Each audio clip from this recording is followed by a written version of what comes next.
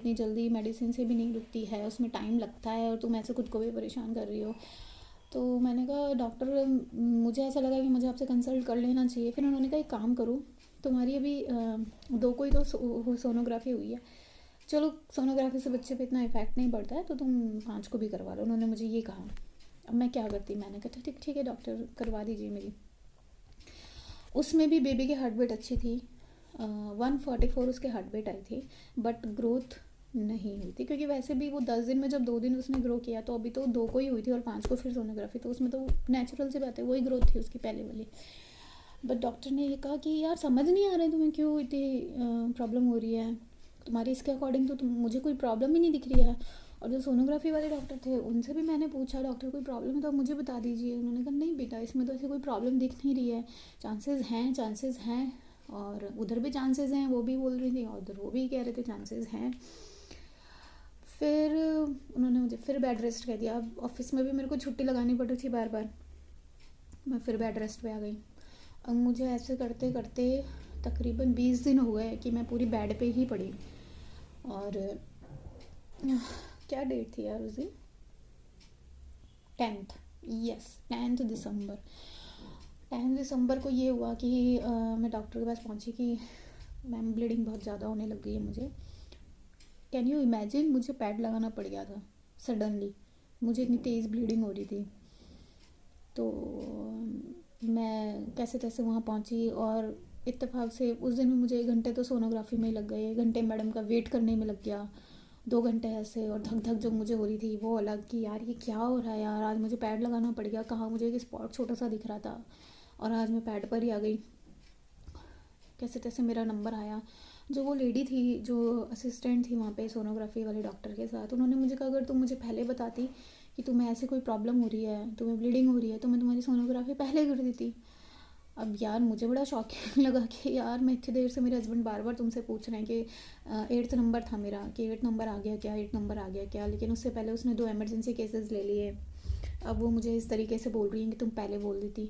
तो गाइज अगर आपके साथ ऐसा ऐसा हो नहीं, पर अगर आप इस सिचुएशन में हैं तो आप जाके उनसे रिक्वेस्ट कर सकते हैं, वो आपको पहले आपकी सोनोग्राफी करके फ्री कर देंगे। एक तो ये चीज़ मुझे उस दिन जानने को मिली कि they are also very helping in nature, तो वो लोग आपको वो कर देंगे। खैर मेरे साथ वो लिखा नहीं था। 1 घंटे बाद फिर डॉक्टर ने मुझे कहा बेटा आपकी टीवीएस भी होगी और आपकी वो भी होगी, ओके। और वो जो डॉक्टर थे वो तकरीबन 30 ईयर के ही थे, मतलब हमारी एज के ही थे वो। और उन्होंने कहा मैम मुझे तो आपके बेबी की हार्ट बीट ठीक है पहले। जैसे ही मैंने ये सुना मुझे तो ऐसे लगा यार अब ये क्या मतलब हो रहा है मेरे साथ। मैंने कहा सर 144 हार्ट बीट आई थी, मुझे अच्छे से याद है, आप मेरी पुरानी सोनोग्राफी रिपोर्ट में देखिए। उनके असिस्टेंट देख रही थी, यस सर फिटनेस की हार्ट बीट थी।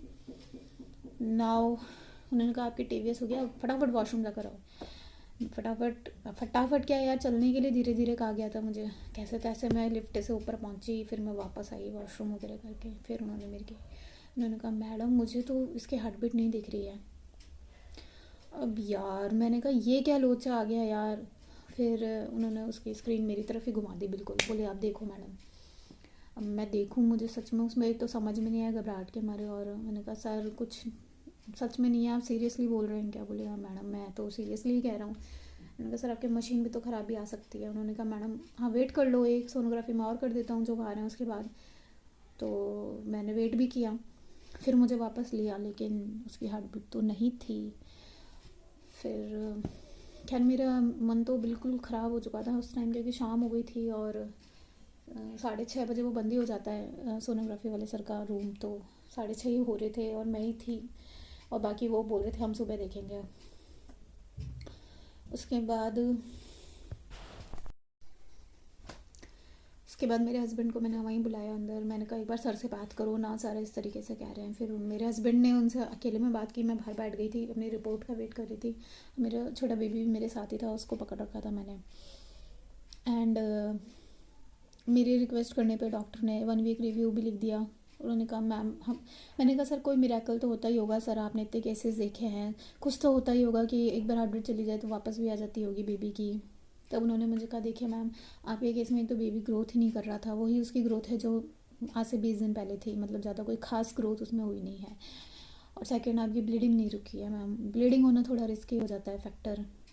और मैम आप अपनी डॉक्टर से बात कर लीजिए। मैंने कहा सर अब आगे का क्या प्रोसेस होता है, तो उन्होंने मुझे कहा कि या तो डीएनसी होती है या फिर मेडिसिन से डॉक्टर ट्राई कर लेते हैं अबॉर्ट करवाने का। तो फिर हम उस दिन तो कुछ समझ नहीं आया। मेरे हस्बैंड ने कहा था कि हम दोनों ने प्रॉमिस किया था चाहे वर्स्ट सिचुएशन हो चाहे बेस्ट सिचुएशन हो हम फेस कर ही लेंगे, और करते भी हैं, लेकिन हम अपने आप को इतना दुखी भी नहीं करेंगे। और वो ये ना कहा तो था, लेकिन जब बीतती है तब पता चलता है। और रास्ते में गाड़ी रोकी, थोड़ा रोना धोना भी हुआ क्योंकि बहुत हार्ड हुआ यार। 20-21 दिन से बिस्तर पे पड़ी हूँ और कोई पॉजिटिव रिस्पॉन्स ही नहीं निकला। बेबी आया भी और चला भी गया, और डॉक्टर का हर बार यही होता था कि चांस है 70% तक चांसेस हैं। और मेरे हस्बैंड तो ऐसे हैं कि 1% में भी वो तो ऐसा लगता है कि अपने फेवर में ही है सब कुछ। और ऐसे इस टाइम पे सभी पेरेंट्स यही सोचते हैं कि अगर 1% भी सिचुएशन फेवर में है तो फिर हम पूरी कोशिश करेंगे जो भी हमारे हाथ में रहता है। बट ऐसा हुआ नहीं। फिर हम गाड़ी रोके और मेरे को थोड़ा सा इतना रोना आया, बहुत दिल भर गया। जैसे मैंने कहा मैं ही मिली थी क्या भगवान को इस तरीके से, कभी किसी का कुछ बुरा नहीं चाहा। और इतनी पाठ पूजा भी करती हूँ। फिर इन्होंने मुझे काफ़ी समझाया। इन्होंने मुझे ऐसे कहा कि अभी थोड़ी परिस्थितियाँ ऐसी हैं, तुम हिम्मत दिखाओ। तुम हमेशा से मुझे तुम पे ऐसा रहा है कि तुम बहुत ब्रेव हो, अब तुम्हारी बारी आई है ब्रेव शो करने की। तुम थोड़ी हिम्मत दिखाओ, छोटा बच्चा भी है, पूरी फैमिली है तुम्हारे ऊपर। देन मदर इन लॉ का कॉल आता है कि बच्चों तुम लोग घर नहीं पहुँचे, क्या हुआ। फिर मेरे हस्बैंड ने बता दिया कि उसकी हार्ट बीट नहीं है मम्मा। और घर आई, ज़्यादा किसी से बातचीत नहीं हुई, सभी दुखी ही लग रहे थे। और नेक्स्ट डे फिर अपॉइंटमेंट हुई डॉक्टर से, और रिपोर्ट के बेस पे फिर मेरी डीएनसी का डिसाइड हुआ। उसके बाद मैं वहाँ गई तो वहाँ का क्या स्टाफ बहुत अच्छा, बहुत कोऑपरेटिव। और ज़्यादा मुझसे बातचीत नहीं की उन्होंने, बस मैम सब ठीक हो जाएगा, नेक्स्ट टाइम आप बहुत अच्छा कर पाओगे, आप नेक्स्ट टाइम मैम के पास पहले ही आ जाना। और इस तरीके से मुझे काफ़ी लोग मिले। फिर मुझे एक टैबलेट दे दी गई जिससे उसके बाद फिर डीएनसी का प्रोसेस होता है। मुझे एक टैबलेट दे दी गई जीभ के नीचे दबाने को, और बोला कि मैम इसको धीरे धीरे ही आप गलने देना। उसके बाद मुझे ड्रिप चढ़ गई, और मेरे से पहले ओटी में कोई था, फिर मुझे ओटी ले जाया गया। और डीएनसी का जो प्रोसेस होता है ना उसमें वो शायद 5 से 10 मिनट का ही होता है। बट आपको एनीस्थीसिया दिया जाता है, और जब तक आप नॉर्मल होश में नहीं आ जाते हो तब तक आपको ओटी में ही रखा जाता है। देन फिर मुझे बाहर लाया गया। मेरी ड्रिप वगैरह सब निकल चुकी थी, क्योंकि फिर मुझे मेडिसिन वगैरह दे के डिस्चार्ज कर दिया गया। तो ये है कि इस टाइम पे जो गर्ल्स होती हैं बहुत इमोशनल फेज से गुजरती हैं। फिज़िकल तो कष्ट उन्हें मिलता ही है देख के, मना नहीं किया जा सकता उससे, लेकिन इमोशनल वो बहुत ज़्यादा टूट जाती है। और फिर आसपास के लोग चाहते सब अच्छा ही हैं, पर क्या होता है ना, वर्ड्स ऐसे निकल जाते हैं कि चुभ जाता है एक कि। तो गाइज ये है कि यार आप स्ट्रेंथ हो यार घर की, आप हिम्मत दिखाओ यार, निकलो यार इससे। और आफ्टर 5 डेज़ मेरा फिर से विज़िट था डॉक्टर के पास। उन्होंने मुझे एक ही चीज़ बोली। मैंने उनसे क्लियर पूछा, मैंने कहा डॉक्टर मेरे साथ ही क्यों। तो उन्होंने मुझे कहा कि देखो बेटा, आजकल की जो लाइफस्टाइल है, जो जंक फूड आप खा रहे हो, और वो सब चीज़ें कहीं ना कहीं इफ़ेक्ट तो कर ही रही हैं। चलो आप घर का भी खा रहे हो, पर वो जो गेहूँ आ रहा है या वो जो सब्जियाँ आ रही हैं वो सब कैसे बन रही हैं, सब दवाइयों से बन रही है, पौष्टिकता तो है ही नहीं बेटा। और सेकंड उन्होंने मुझे कहा कि बेटा मैं इतनी तो डिलीवरियाँ नहीं करती हूँ जितनी मैं डीएनसी केसेस अटेंड करती हूँ। मिसकंसेप्शन, पहली बात तो कंसेप्शन ही नहीं होता है, दूसरा कंसेप्शन होता है तो मिस हो जाता है। और काफ़ी चीज़ें उन्होंने मुझे बताई, काफ़ी डेटाज उन्होंने मुझे मतलब वर्बली बोल के बताए। तो मुझे लगा यार कि यार अपन अकेले नहीं है इसमें, ये बातें बाहर निकल कर ही नहीं आ पाती हैं। लड़कियां अंदर ही अंदर उसको रह जाती हैं, कुछ डर से, कुछ एम्बैरेसिंग से। मुझे लगा यार इस एम्बैरेसमेंट को तोड़ना पड़ेगा, इससे आगे बढ़ना पड़ेगा। अब जितना छुपाओगे ना उतनी चीज़ें निकल निकल के बाहर आएंगी। अब ऑफिस है, अपने रिलेशन्स हैं, सब में आप उन्हें बताओगे ना आप कहाँ थे इतने दिन। क्यों छुपाना है यार? किसी को सर्दी जुकाम हो जाता है तो वो भी बताता है ना। क्यों छुपाना है यार? जो चीज़ आपके हाथ में ही नहीं है उसको मत छुपाओ यार। आप अपना बेस्ट कर सकते हो, आप अपने आप को खुश रख सकते हो, अपने आसपास वालों को खुश रख सकते हो। और जिसको आपसे फ़र्क पड़ता है ना, उसको आपके दुख से भी फ़र्क पड़ेगा। और सब सपोर्ट करते हैं यार, ये हमारे मन का ही होता है, सब सपोर्ट करते हैं। अच्छा, मुझे एक चीज़ और बोली उन डॉक्टर्स ने।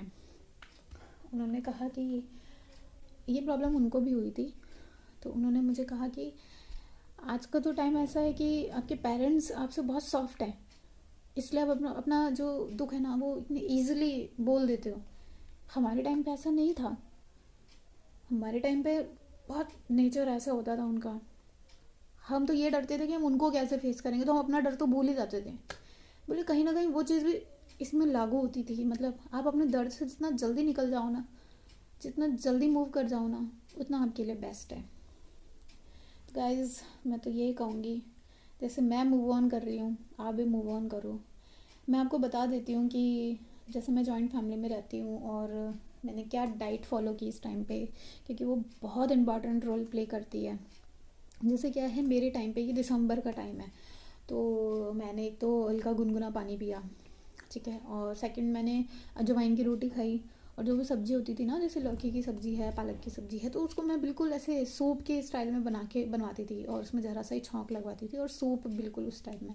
टेस्टी भी लगता था खाने में। और जिस दिन डीएनसी होती है ना, उस दिन तो गाइस आपको सिर्फ दलिया, बस इसी तरीके की लाइट चीज़ खानी होती है उस टाइम, आप ज़्यादा नहीं। और डीएनसी के तुरंत बाद जैसे 1 आवर हो जाते हैं, थोड़ा सा होश में आने लग जाते हैं, उसके बाद आपको थोड़ा सा पानी दिया जाता है। जैसे कि अगर आपको वॉमिट वगैरह होने वाली होती है तो वो हॉस्पिटल में आपको तुरंत हैंडल कर लेते हैं। तो आप ज़रा सा ही पानी पीजिए, उसके बाद आप चाय ज़रूर पीजिए। उस चाय से क्या होता है, वो हैंगओवर ख़त्म हो जाता है। मेरे केस में था, मैंने पी और मुझे काफ़ी रिलीफ हुआ। और उसके बाद आप अपनी डाइट पे ध्यान दीजिए। और 5 डे तक हमारे यहाँ पे ये है कि नहाने के लिए भी मना कर देते हैं कि आप नहाओ भी मत। मुझे नहीं पता उसके पीछे का रीज़न क्या है, बट आपकी बॉडी भी इस कंडीशन में नहीं होती है कि आप यार नहाओ धो करो और इस तरीके से बस ड्रेस चेंज कर लो, दैट्स इट। और 5th डे पे आप अपने हेयर वॉश करके आप 6th डे पे अपना रूटीन जो होता है, धीरे धीरे, ज़्यादा वेट नहीं उठाना है, ठीक है, हल्के फुल्के काम आप कर सकते हैं। पॉजिटिव रहिए, पॉजिटिव हार्मोन्स बढ़ाइए, बस यही था। और दुख बांटने से सच में ऐसा लगा बहुत हल्का हो गया है। पहले सोच रही थी ऑफिस में भी छुपाऊंगी, नहीं बताऊंगी किसी को, बट छुट्टियों के लिए अप्लाई करना था, ऑब्वियसली बताना पड़ता है। अच्छा गाइज, मैं आपको एक चीज़ बताना चाहूँगी, जो गवर्नमेंट एम्प्लॉयज़ होते हैं ना, उनको 6 वीक का ये जो अबॉर्शन होता है ना, इसके लिए 6 वीक का ऑफ भी मिलता है। इसमें क्या होता है, आप पूरे ऑफिस पीरियड में 21 डेज़ की 2 बार ये ऑफ़ ले सकते हो, या 42 डेज़ की 1 बार भी ऑफ़ ले सकते हो। और इसका है कुछ डॉक्टर का प्रिस्क्रिप्शन और उनका वो सर्टिफिकेट वगैरह लगता है, तो वो आपका थोड़ी रिकवरी में हेल्प कर जाएगा। चीज़ मेरे को लगा आपको बता दूं, शायद आपके काम आए। और जो डाइट मैंने फॉलो की वो भी मैंने आपको बता दिया। खुद को खुश रखिए यार, पता नहीं किस मोड़ पे किसके साथ क्या लिखा हो। और बेबी होगा यार, सबका भगवान ने लिखा है, सुख और दुख दोनों दिए हैं, सुख में भी साथ हैं, दुख में भी साथ हैं। अकेला मत समझो यार खुद को, मैं तो यही बोलूँगी यार। ओके, स्वस्थ रहो, मस्त रहो, ठीक है, बाय। फ्रेंड्स, ये मेरा छोटा बाबू है जो अभी 2 ईयर का भी नहीं हुआ है, होने वाला है।